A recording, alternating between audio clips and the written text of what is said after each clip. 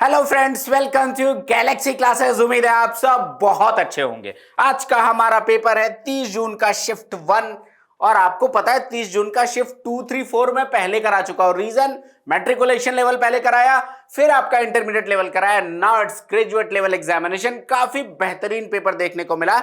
मतलब हाँ, जैसा पेपर का स्तर होना चाहिए 19-20 वैसा स्तर है। मजा आएगा, टाइम नहीं वेस्ट करेंगे और सॉल्व करते हैं अगले 25 क्वेश्चन। आपको काफी कुछ सीखने को मिलेगा।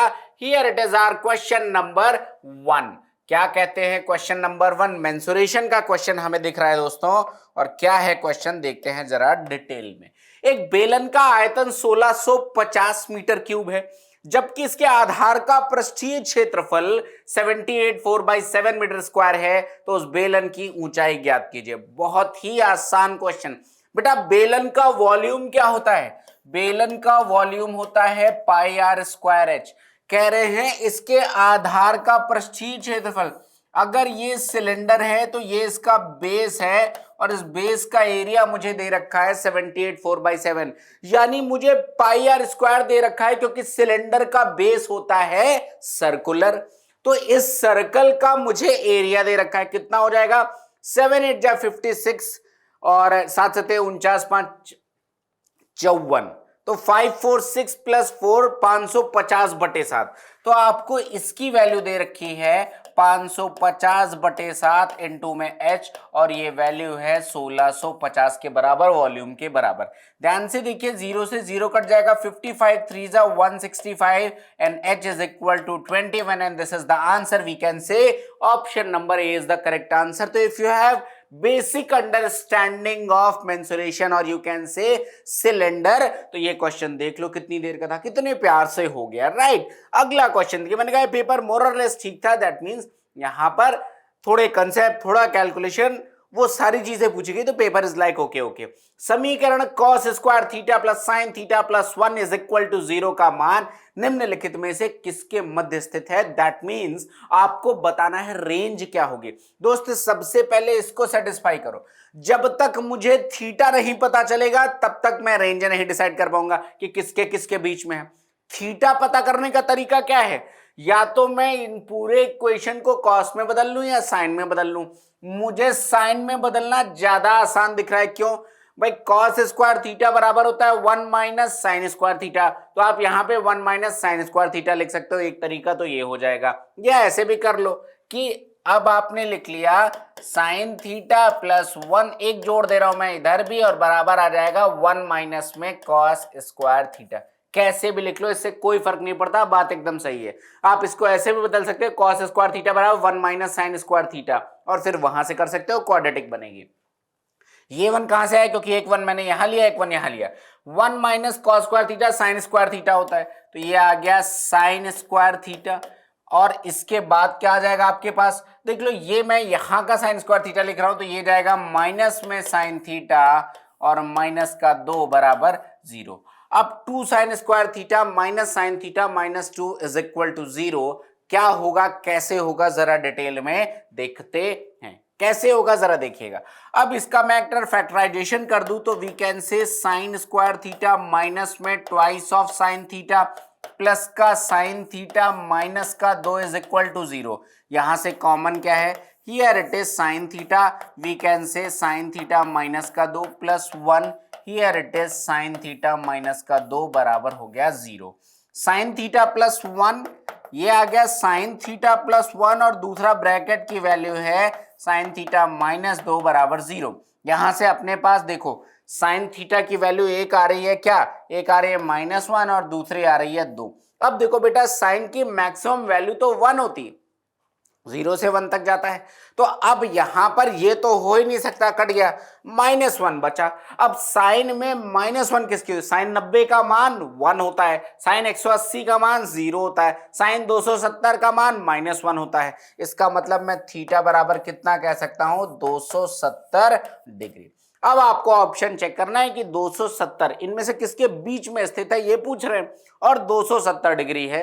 तो अब देखो, ये तो -45 प्लस 45 नहीं हो सकता, बात खत्म हो गई, काट दीजिए।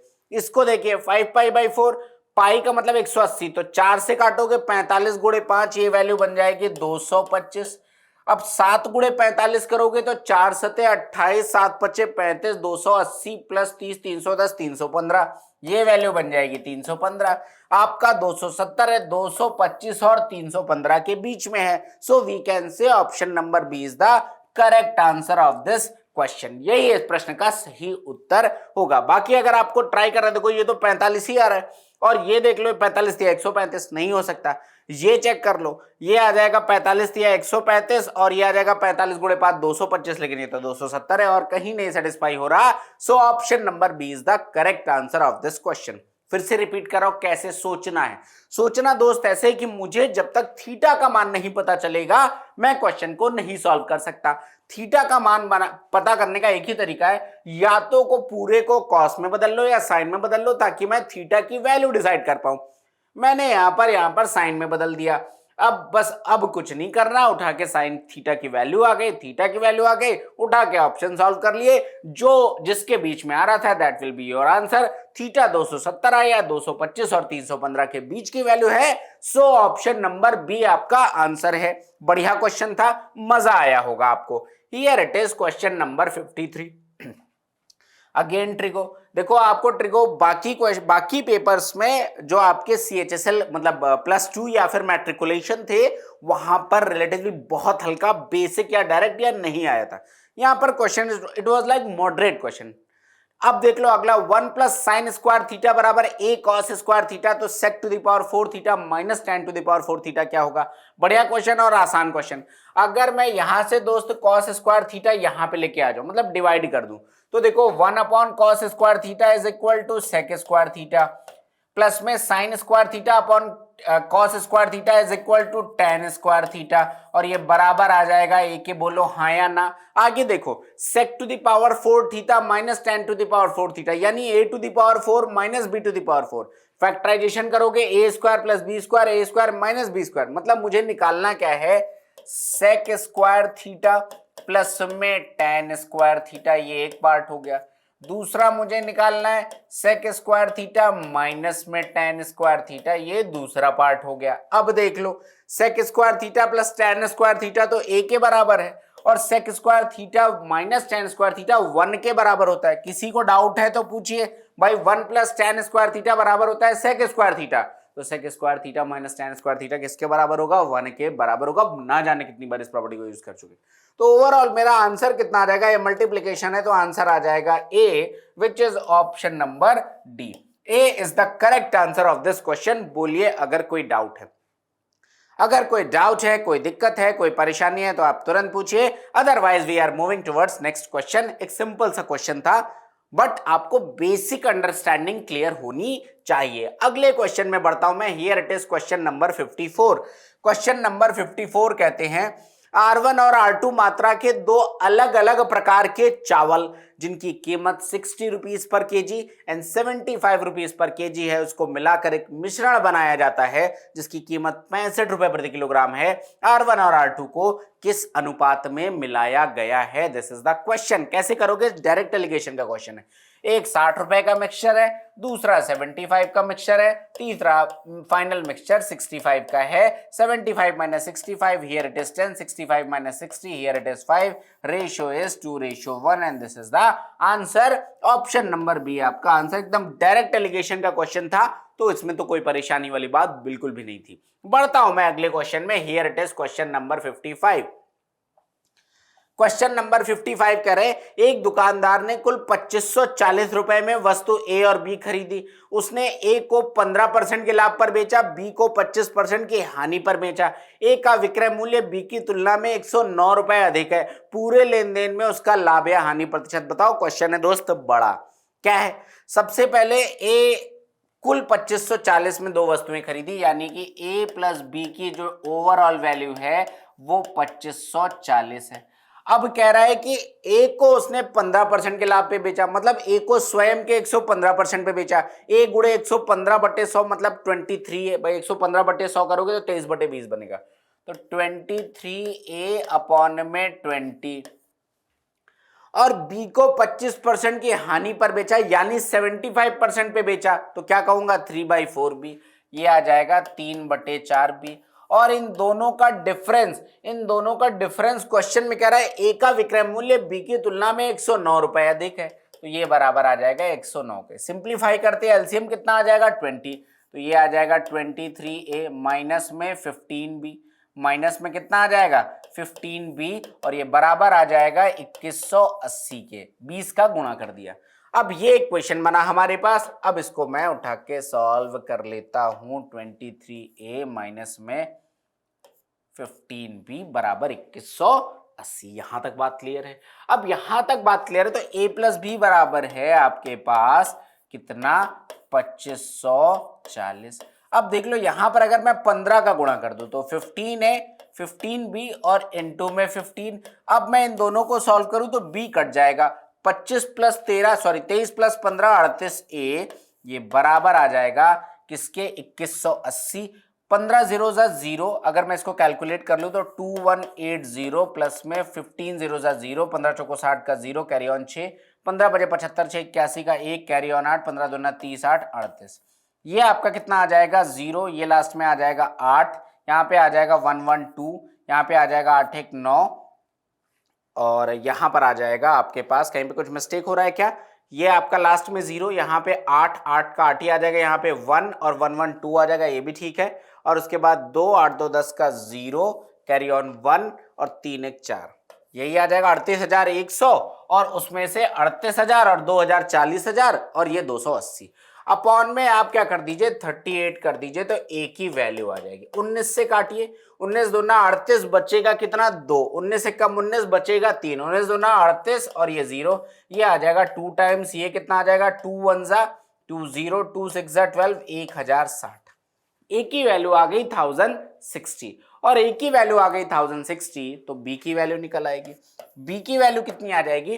टोटल 2540 है, ए 1060 है, तो कितना आ जाएगा? 0 में से 0 जाएगा 0, 14 में से 6 जाएगा, कितना बचेगा 8, यहां पर कितना आ जाएगा 4, 4 में से 0 जाएगा 4, और यहां पर आपके पास आ जाएगा 1, 1480 आ गए बी की वैल्यू। अब देखो कितने में बेचा गया, क्योंकि मुझे एग्जैक्ट परसेंटेज निकालना है, तो ए को बेचा गया 15% के लाभ पर, मतलब 1060 इंटू में 23/20 पे बेचा गया, ये कितना आ जाएगा 53। 23 यहाँ 69 का 9, कैरी ऑन 6, 23 पंचे 115 6 121, 1219, ये तो बेचा गया इतने में, ए बेचा गया। बी कितने में बेचा गया 1480, और 25% के लॉस पर यानी 75% पे बेचा गया। 4 से काट दीजिए, 4 3 जा 12, बचेगा 2, 4 7 28, 370, 37 111, और ये आ जाएगा इतने में बी बेचा गया। ओवरऑल कितने में बेचा है? तो भाई ये आ गया 9, ये आ गया 2, ये आ गया 3, ये आ गया 2, 2329 में बेचा गया। प्रोडक्ट कितने का था 2540 का, और फाइनल एसपी है आपका 2329, मतलब लॉस हुआ, एक बात तो कंफर्म हो गई, तो हानि तो यहां से कट गया, लॉस हुआ है। कितने का लॉस हुआ है? 29 का, मतलब 29 1 30 70, और ये आपका 170 और 170 प्लस 171 प्लस 40 211, 211 का प्रॉफिट हुआ है। कितने पर? 2540 पर, सॉरी 211 का लॉस हुआ है 2540 पर, इनटू में 100। अब आपको ये यहाँ पे वैल्यू सॉल्व करनी है। ये कितना आ जाएगा 127, ये कितना आ जाएगा 5। अब 200 यहां पे तो आपको कैलकुलेट ही करना पड़ेगा, नियरेस्ट वैल्यू मैं यहां पे चेक कर सकता हूं लगभग कितनी होगी। मेरे पास दो ऑप्शन है, तो बस मुझे देखना है 8 की रेंज में जा रहा है या 9 की रेंज में जा रहा है। तो अगर मैं इसमें 5 का गुणा कर दूं, 5 1 जा 5, 5 1 जा 5, 5 2 जा 10 अपॉन में 127। अगर मैं इसमें 8 का गुणा करता हूं तो 8 सत्ते 56 का 6, 8 सत्ते 56 का 6, कैरी ऑन 5, 8 दूना 16, 5 21 का 1, carry on they 8 Ekam 8 2 10, approx value जा रही है, तो यही होगा आपका आंसर। 9 की रेंज में नहीं जाएगा, लॉस होगा 8.3% का, लॉस होगा 8.3% का। बाकी आप कैलकुलेट कर लीजिएगा, राइट। तो हियर इट इज द थोड़ा सा कैलकुलेटिव क्वेश्चन था, आई होप समझ में आ गया होगा, कोई डाउट नहीं है। मैं देखूंगा अगर इसका कोई और शॉर्टकट पॉसिबल होगा, otherwise this is the way, right. बढ़ता हूं मैं अगले क्वेश्चन में, थोड़ा कैलकुलेटिव क्वेश्चन था, अगर डाउट हो तो आप बेशक से कमेंट सेक्शन में पूछ लीजिएगा। अगला क्वेश्चन कहते हैं दोस्तों, इनमें से प्राइम नंबर कौन सा है? मतलब प्राइम नंबर वो होता है जिसके सिर्फ और सिर्फ दो फैक्टर होते हैं, या तो वो खुद से कटता है या एक से कटता है। तो देखो 19 की टेबल में 171 आता है, तो ये नहीं हो सकता। 23 गुणे 7 161 होता है, ये नहीं हो सकता। अब देख लो 177 193 किसी टेबल में आता है क्या पता नहीं, 7 7 14 1 15 3 से कट रहा है, ये वैल्यू तो 3 से कट रही है, ये भी नहीं हो सकती, यही आपका आंसर होगा, यही आपका आंसर होगा। भाई देख लो ये तो 19 इंटू 9 हो गया, 23 इंटू 7 हो गया, इसका सम ऑफ ऑल द डिजिट्स कितना हो गया 15, 3 से कट रहा है तो ये नहीं हो सकता, तो बचा चौथा ऑप्शन ही आपका आंसर होगा, 193 इज अ प्राइम नंबर। ठीक है, बढ़ते हैं मैं अगले क्वेश्चन में। Here it is question number 57। गोरी और गोपाल अकेले कार्य को क्रमशः 9 और 21 दिनों में करते हैं। एक है गोरी और दूसरे हैं गोपाल, एक काम को 9 दिनों में कर रहे हैं, एक काम को 21 दिनों में कर रहे हैं। दोनों यदि गोपाल से शुरू करते हुए ऑल्टरनेट डेज में कार्य करते हैं तो कार्य कितने दिनों में पूरा होगा? 21 और 9 का एलसीएम कितना आ जाएगा 63, एफिशिएंसी 7 आ जाएगी, ये कितनी आ जाएगी 3, यहां तक हो गया। गोपाल से शुरू करते हैं तो पहले दिन गोपाल करेगा, दूसरे दिन गोरी करेंगे, तो 2 दिन का काम कितना आ जाएगा आपका 10 यूनिट काम। तो इस तरीके से पहले 60 तक पहुंचो, इनटू में 6 कर दीजिए, इनटू में 6 कर दीजिए, यानी 12 दिन में 60 यूनिट काम हो गया। अब देखो गोपाल ने शुरू किया है तो 13वें दिन कौन कर रहा होगा? गोपाल कर रहा होगा, और गोपाल एक दिन में करता है 3 यूनिट काम। अगर एक दिन में 3 यूनिट काम कर रहा है, जो 13th डे होगा उसमें +3 हो जाएगा, ओवरऑल 63, तो 13वें दिन यहां आपका काम पूरा हो जाएगा। So option number C 13 is the correct answer of this question. बोलिए अगर कोई डाउट है। 13 हमारे इस प्रश्न का है सही उत्तर। बढ़ता हूं मैं अगले क्वेश्चन की तरफ और देखता हूं क्या है हमारा अगला प्रश्न। Here it is question number 58। AB plus BC plus CA बराबर 0। यहां से बेटा देखो करना क्या है, बहुत सिंपल सा क्वेश्चन है, बहुत बार रिपीटेड क्वेश्चन है।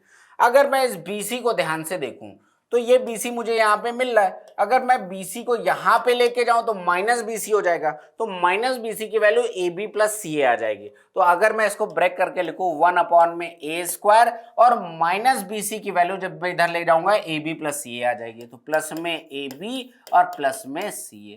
आगे आ जाओ 1/ में सेम लॉजिक यहां पर देखो -CA, इस बार अगर मैं CA को इधर लेके जाऊंगा तो AB प्लस BC बचेगा, तो ये आ जाएगा B² प्लस AB प्लस में BC, और सबसे लास्ट में 1/ में C²। अब इस बार आप AB लेके जाओगे तो BC प्लस CA बचेगा, प्लस BC प्लस में CA। अब देखो बेटा यहाँ पे कॉमन क्या है? A कॉमन है, यहाँ पे B कॉमन है, यहाँ पे C कॉमन है, तो ये बनेगा कितना 1/ में A कॉमन ले लिया, बन जाएगा A plus B plus C। Examination में आपको इतना सब नहीं लिखना है, ठीक है, ये आपको यहां समझाने के लिए मैं बता रहा हूं, अदरवाइज आपको ये सिमेट्री दिख जाएगी तो आप डायरेक्ट आंसर टिक कर सकते हो कि क्या बनेगा। जैसे मुझे सॉल्व करना है तो यहाँ पे A plus B plus C, B A plus B plus C, C A plus B plus C, तो एलसीएम बनेगा ABC under bracket A plus B plus C। अब यहां पर A plus B plus C A है तो ऊपर बनेगा BC plus CA plus AB, जिसकी वैल्यू 0 है, तो आंसर आपका 0 आएगा। बाकी मैं सॉल्व कर दे रहा हूं, आगे आ जाओ। प्लस में 1/ में B और ये बन जाएगा A plus B plus C। आगे आ जाइए प्लस 1/ में C and this is again A plus B plus C, ये वैल्यू आ जाएगी। अब देख लो यहां से क्या निकला, यहां से एलसीएम कितना निकालोगे? एलसीएम आ जाएगा ABC and A plus B plus C, और यहां से आ जाएगा देखो A और A plus B plus C, तो बचा कितना BC, प्लस में देखो B और A plus B plus C, तो बचा कितना AC, और प्लस में देख लो यहां से C आ जाएगा A plus B plus C, तो बचेगा कितना AB, और इसकी वैल्यू क्वेश्चन में 0 दे रखी है, तो पूरा आंसर भी आपका 0 आ जाएगा। तो मैंने तो बहुत डिटेल में बता दिया, बट ऐसे क्वेश्चन आपको एक स्टेप में प्रैक्टिस इतनी बढ़िया होनी चाहिए कि क्वेश्चन का पहला स्टेप देखते ही समझ में आ जाएगा, अच्छा ये तो सिमेट्रिकल आपका बनेगा, बाकी सारे एक्सप्रेशंस, तो हमारा आंसर क्या हो जाएगा डायरेक्ट देख के करना चाहिए। ठीक है, बढ़ता हूं मैं अगले क्वेश्चन में। Here it is question number 59। Question number 59 दोस्त क्या कहते हैं? क्वेश्चन नंबर 59 कहते हैं 10 वस्तुओं का क्रय मूल्य मतलब 10 का CP बराबर 8 वस्तुओं का विक्रय मूल्य, यानी कि CP अपॉन में SP बराबर आ जाएगा 8/10, यानी कि 4/5। 4 की वस्तु 5 में बेची जा रही, यानी 1 का प्रॉफिट है, तो 1/4 इंटू 100 25% का प्रॉफिट होगा। भाई 4 की वस्तु 5 में बेच रहे हो, 1 का प्रॉफिट कमा रहे हो, कितने पे? 4 पे, यानी 25% का प्रॉफिट। ऑप्शन नंबर ए हमारा उत्तर है। बहुत ही बच्चों वाला प्रश्न था। अगला क्वेश्चन देखते हैं भाई क्या कह रहे हैं। कहते 320 रुपए पर 1.5% के वार्षिक ब्याज दर पर 2.5 सालों के बाद साधारण ब्याज कितना होगा? This is the question. कैसे करेंगे भैया? देख लो 320 रुपए है, टाइम कितना आ जाएगा? ये आ जाएगा 3/2, टाइम आ जाएगा 5/2 अपॉन में 100। बस आपको इतना सा कैलकुलेशन करना है। ये कट जाएगा, 4 से काट दीजिए 8 बार चला जाएगा, 5 से काट दीजिए 2 बार चला जाएगा, 4 तिया 12 आपका आंसर आ जाएगा। Option number A is the correct answer. Simple सा क्वेश्चन, पीआरटी बाई 100 लगाना था, नथिंग एल्स, राइट। अगले क्वेश्चन में बढ़ते हैं। देखो एक दो क्वेश्चन अच्छे हैं तो फिर उसके एवरेज में देखो दूसरे, अगर किसी क्वेश्चन में टाइम लग रहा है, जैसे मैंने एक क्वेश्चन कहा ये कैलकुलेटिव क्वेश्चन है, टाइम लग रहा है, तो उसके एवरेज में आपको देखो लगातार बैक टू बैक 2 से 3 क्वेश्चन इतने आसान दिए कि वो 10-10 सेकंड में सॉल्व हो रहे हैं। तो ऐसा नहीं कि पेपर ऐसा बना जा रहा है कि कोई ना कर पाए, पेपर मैनेज किया जाता है। आपको difficult, easy, moderate and difficult का पूरा एक कॉम्बिनेशन होता है ताकि आप इजीली टाइम मैनेज कर पाए। एक साहूकार ने पाया कि वार्षिक ब्याज दर 18% से घटकर 15% होने पर वार्षिक आय 750 रुपए कम हो जाती है, उसकी धनराशि कितनी? कितना सिंपल क्वेश्चन है। 18% से डाउन होकर कितना हो गया? ये हो गया 15%। कितने की कमी हुई? 18% से 15% कम हुआ, यानी 3% की कमी हुई, जो कि 750 रुपए के बराबर है। सो 100% किसके बराबर आ जाएगा भाई? 250 इंटू में 100, तो ये आ जाएगा 25,000। Option number B is the correct answer. Simple से देख लो, अगेन एक डायरेक्ट क्वेश्चन उठा के दे दिया हुआ है। अगले क्वेश्चन की तरफ बढ़ते हैं। Here it is question number 62। क्या कहते हैं जरा देखते हैं। ट्राइंगल एबीसी और डीईएफ एक दूसरे के समरूप हैं। मैंने बना लिया, ये ट्राइंगल है एबीसी और दूसरा ट्राइंगल है अपने पास डीईएनएफ। कहते साहब ये एक दूसरे के समरूप हैं, सिमिलर हैं। ए बराबर 47, बहुत अच्छी बात है। ई बराबर है 63, दिस एंगल इज 63 डिग्री। तो एंगल सी की वैल्यू कितनी होगी? कितना सिंपल क्वेश्चन है बेटा, एंगल सी की वैल्यू पूछी गई है। अब देख लो ये 63 है तो ये भी 63 हो जाएगा, क्योंकि ट्राइंगल आपस में सिमिलर हैं। अब देख लो 60 40 100 7 3 10 110 है, तो ये वैल्यू कितनी आ जाएगी? 70 डिग्री। 180 माइनस 110 करेंगे। Option number D 70 degree is the correct answer of this question. Simple सा क्वेश्चन है, कोई दिक्कत की बात यहां पे नहीं है। अगला क्वेश्चन देखते हैं। Here it is question number 63। अब देखो क्वेश्चन नंबर 63 में क्या कह रहे हैं, दिए गए आंकड़ों के अनुसार पिछले 5 वर्ष में कॉलेज में असफल होने वाले छात्रों की औसत संख्या बतानी है।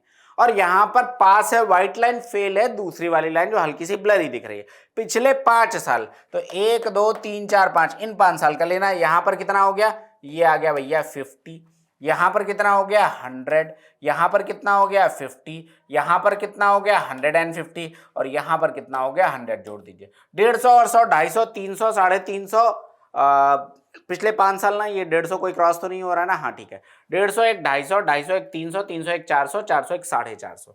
तो 450 बच्चे फेल हुए हैं 5 सालों में। आंसर कितना आ जाएगा? 90। Option number D is the correct answer. तो सिंपल सा ही क्वेश्चन था, डायरेक्ट जोड़ के सॉल्व कर देना था। अगला क्वेश्चन, इतना ज्यादा रेगुलर क्वेश्चन, इतना ज्यादा रिपीटेड क्वेश्चन के पूछे मत। देखो ये बना है, यहां से बेटा हमें बनानी होती है आइडेंटिटी। अब आइडेंटिटी का मतलब यहां पर क्या कुछ प्लस या माइनस करने से कोई परफेक्ट स्क्वायर बन जाएगा। तो 79 में 2 जोड़ोगे 81 बनेगा, जो कि 9 का स्क्वायर है। तो मैंने क्या किया, x⁴ प्लस 1 अपॉन में x⁴ प्लस 2 बराबर आ जाएगा 81। अब मैं एक स्टेप स्किप कर रहा हूं भाई, ये क्या बन जाएगा? x² प्लस 1 अपॉन x² का होल स्क्वायर बराबर 9²। तो यहां से क्या आ जाएगा? x² प्लस 1 अपॉन x², ये बराबर आ जाएगा 9। कई लोगों के मन में आएगा कि भाई √81 करेंगे तो प्लस माइनस 9 आएगा। क्वेश्चन करे x इज ग्रेटर देन 1, तो we don't have to worry, negative नहीं लेना है। अब देख लो, मुझे चाहिए x माइनस 1 अपॉन x। यहां को अगर मुझे इस फॉर्मूले में बदलना है, मैं दोनों तरफ 2 घटा दूं, मतलब x² plus 1 upon x² minus 2, ये 9 माइनस 2 यानी कि 7। ये फॉर्मूला बन गया x माइनस 1 अपॉन x का होल स्क्वायर बराबर 7। तो यहां से x माइनस 1 अपॉन x ये बराबर आ जाएगा √7 के, विच इज ऑप्शन नंबर डी। तो एक आसान सा सोल्यूशन था, कुछ भी क्वेश्चन में ऐसा दम नहीं था। अगले क्वेश्चन में बढ़ते, काफी बड़ा क्वेश्चन दिख रहा है भाई, देखते हैं। ट्रेन वेन चलानी है, चलाते हैं। एक ट्रेन प्लेटफॉर्म पर खड़े एक व्यक्ति को पार करने में 7 सेकंड का समय लेती है, बहुत अच्छी बात है। दूसरी ट्रेन जिसकी लंबाई पहली ट्रेन की 2 गुनी है, विपरीत दिशा में चलती है और व्यक्ति को पार करने में 10 सेकंड का समय लगाती है। ट्रेनों द्वारा एक दूसरे को पार करने में कितना समय लग रहा है। मतलब क्या है बेटा, देखो एक ट्रेन ये है जिसकी लंबाई मैंने कह दिया डी है, टी नहीं मानता हूं मैं, क्यों, वेरिएबल के चक्कर रखे। एक है यहां पर एक भैया खड़े हैं कुछ ऐसे, इनको बना देते हैं जरा अच्छे से भैया जी। यहां पर इसकी लंबाई मैंने 1 मान ली, यहां पर एक भैया जी ऐसे खड़े हैं। अब और दूसरी ट्रेन आ रही है इस तरफ से, इसकी लंबाई है 2। तो जो पहली वाली ट्रेन है ये इसको क्रॉस करती है 7 सेकंड में, दूसरी वाली क्रॉस कर रही है 10 सेकंड में। ऐसा क्वेश्चन कह रहा है दोनों ट्रेनें एक दूसरे को कितनी देर में क्रॉस करेंगे, ये पूछा गया।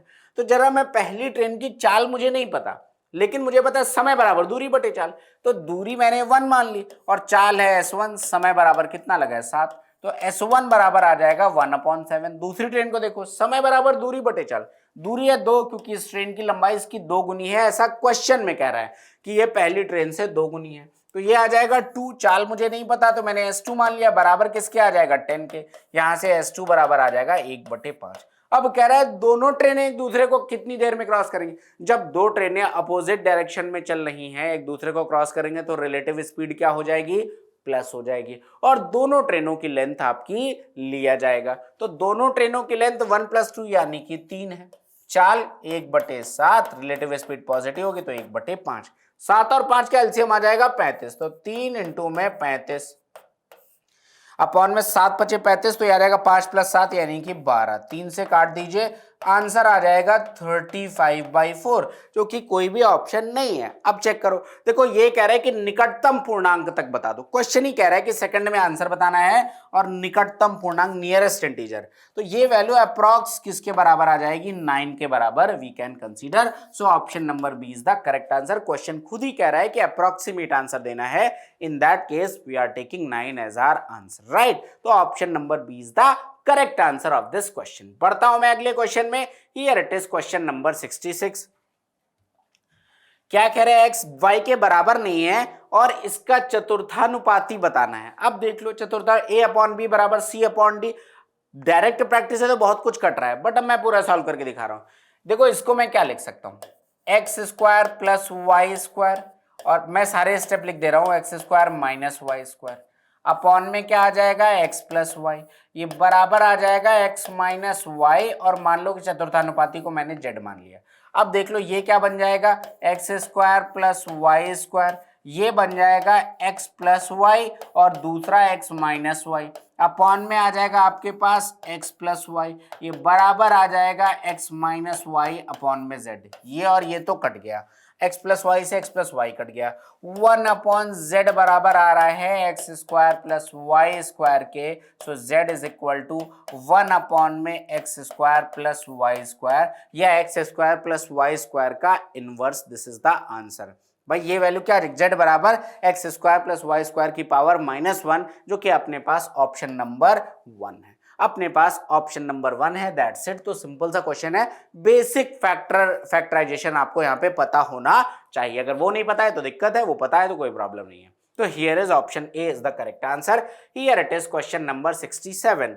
अपने आप को ज्योमेट्री का क्वेश्चन दिख रहा है, ट्राइंगल एबीसी में बीसी के समांतर एक रेखा खींची गई, ये रहा अपने पास एक triangle A B N C, कहते साहब बीसी के पैरेलल एक लाइन खींची गई इस तरीके से, तो ए बी और एसी को बिंदु एस और टी पर काटती है, इसको एस पर काट रही है, इसको टी पर काट रही है, जहां ए बी बराबर 8.3, ये टोटल कितना आ गया 8.3, ठीक है।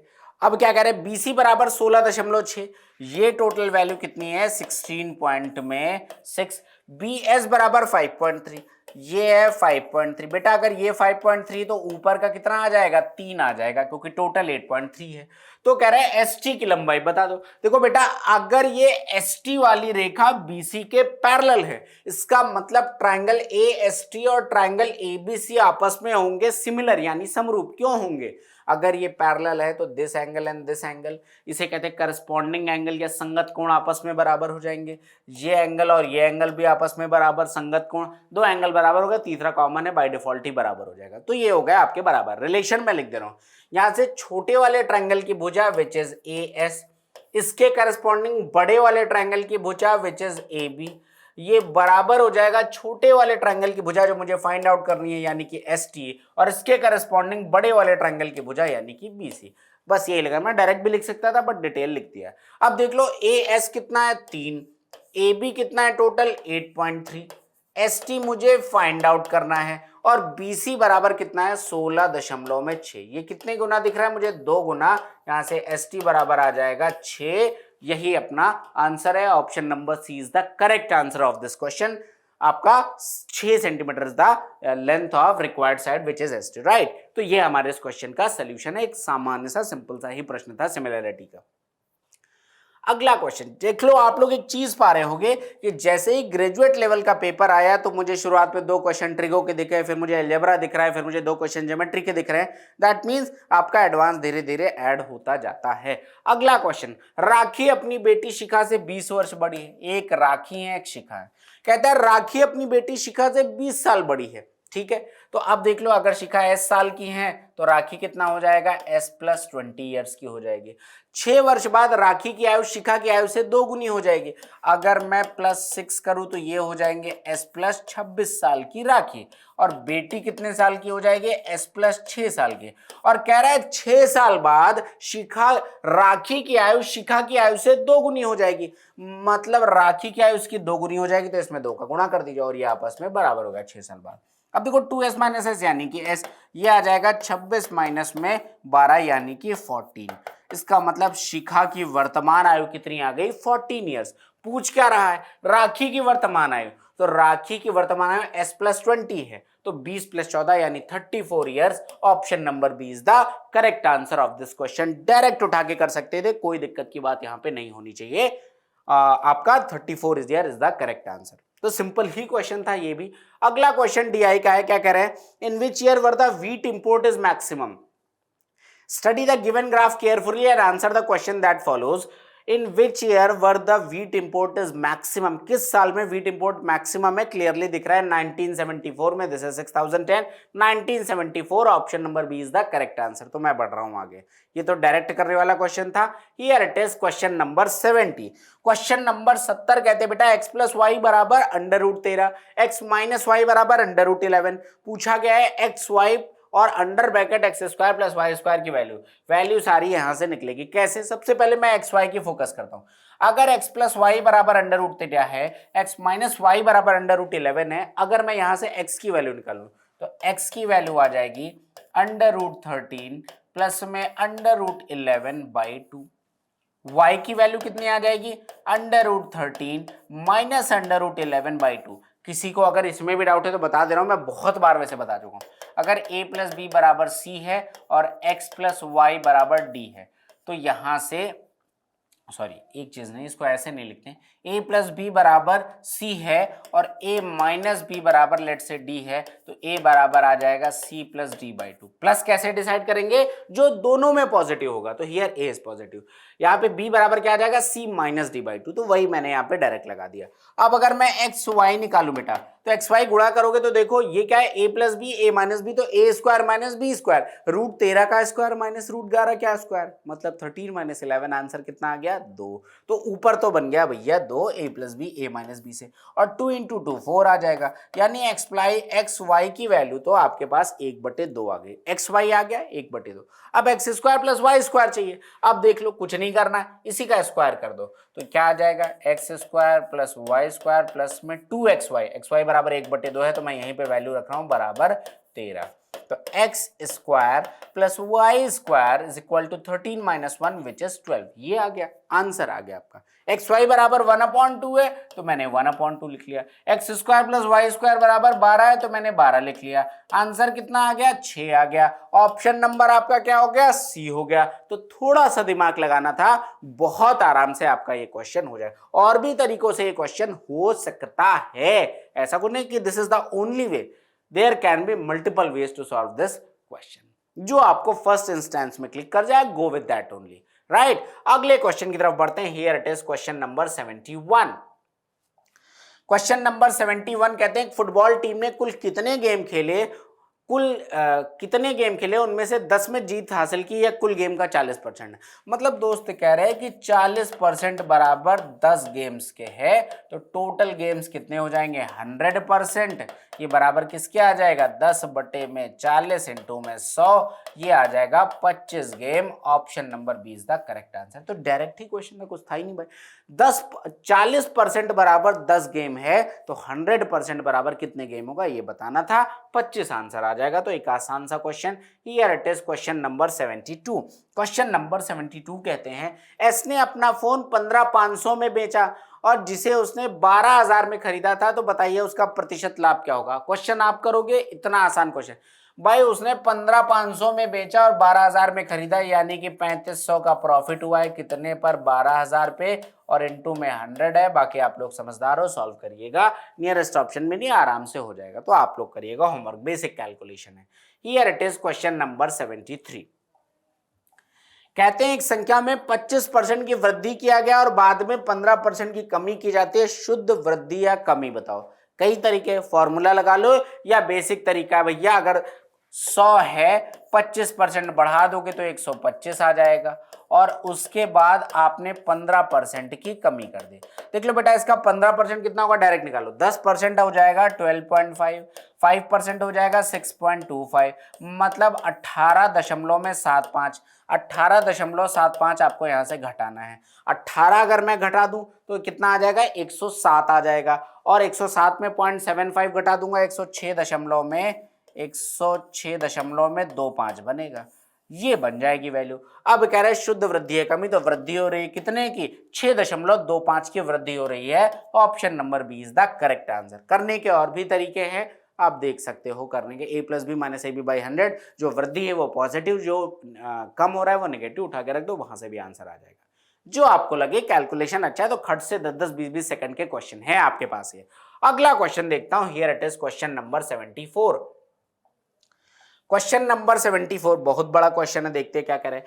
एक थोक व्यापारी द्वारा बेची जा रही प्रत्येक वस्तु का अंकित मूल्य 400 रुपए है। ओके, थोक व्यापारी स्टॉक क्लियरेंस बिक्री की पेशकश कर रहा है, जिसके तहत प्रत्येक वस्तुओं के लिए भुगतान किए जाने पर एक वस्तु मुफ्त दी जा रही है। बहुत अच्छी बात है। इसके अलावा 15,000 रुपए से आपका प्रत्येक एक वस्तु मुफ्त दी जा रही है, मतलब बाय वन गेट वन चल रहा है यहाँ पे। इसके अलावा 15,000 से अधिक की खरीदारी पर किसी भी व्यक्ति को 4 खरीदे एक मुफ्त पाए। अगर 15,000 से ज्यादा का खरीदा तो कह रहे हैं बाई 4 गेट 1 फ्री। अब देखो, योजना मूल्य पर देय राशि 5% की छूट की पेशकश भी की जा रही है। मतलब अगर 15,000 से ज्यादा की खरीद रहे हो तो बाई 4 गेट 1 है एक कंडीशन, और 5% का डिस्काउंट अलग से दिया जा रहा है। रामेश्वर ने खरीदारी की जिसके लिए 5% छूट लागू करने से पहले देय राशि 16,000 है। बहुत बढ़िया क्वेश्चन है, पहले समझाता हूं। यहां पर इस 400 का कोई यूज नहीं, प्रत्येक वस्तु का आंसर आपको किस पे देना है, परसेंटेज में देना है, तो 400 का कोई यूज नहीं है। अब देखो, एक कंडीशन ये कह रहे हैं कि 400 रुपए का एक आर्टिकल है और ऑफर चल रहा है बाई वन गेट वन। लेकिन अगर आपने 15,000 से ज्यादा का सामान खरीदा तो कह रहे भाई 15,000 से ज्यादा अगर खरीदा तो बाई 4 गेट 1 चल रहा है, मतलब बाई 4 गेट 1 प्लस 5% का डिस्काउंट अलग से मिलेगा।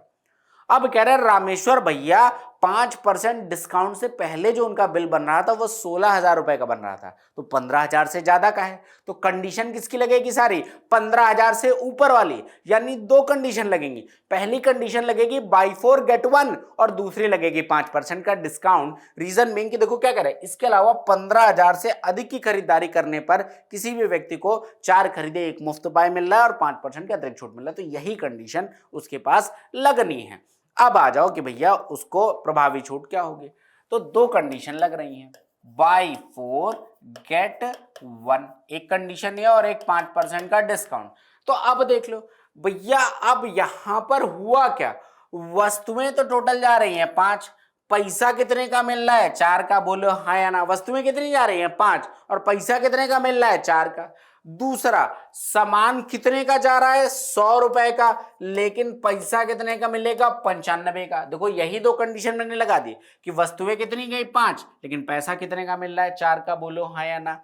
वस्तुएं कितनी जा रही है, 100 रुपए का जा रहा है, लेकिन पैसा कितने का मिल रहा है, 95 का, क्योंकि 5% का डिस्काउंट है। सॉल्व करते हैं, 5 से काट दीजिए 19, तो 100 की वस्तु 76 की जा रही है, तो डिस्काउंट कितने का मिल रहा है, 24% का डिस्काउंट मिल रहा है। That is the answer. MPSP आप देख सकते हो, तो 24%, option number B is the correct answer. Language बहुत बड़ी थी, क्वेश्चन बढ़िया था, आई होप समझ में आ गया होगा। फिर से बता दे रहा हूं कि ये जो 400 रुपए की वस्तु बाई वन गेट वन, इसका इस क्वेश्चन में रिलेवेंसी नहीं है। रीजन बीइंग कि 15,000 से ऊपर की खरीदारी पर कुछ और चल रहा है, वो ये चल रहा है कि by 4 get one and 5% instant discount. इन्हीं दोनों कंडीशन को मैंने लगा के अपना आंसर निकाल दिया। 24% ये इफेक्टिव डिस्काउंट है जो दिया जा रहा है। ठीक है, बढ़ता हूं मैं अगले क्वेश्चन में, and here it is question number 75 and this is the last question. कहते तीन संख्याएं 28 की 1/4, 18 की 2/3, 35 की 2/5 के रूप में दी गई इन संख्याओं का चतुर्थानुपाती क्या हो जाएगा।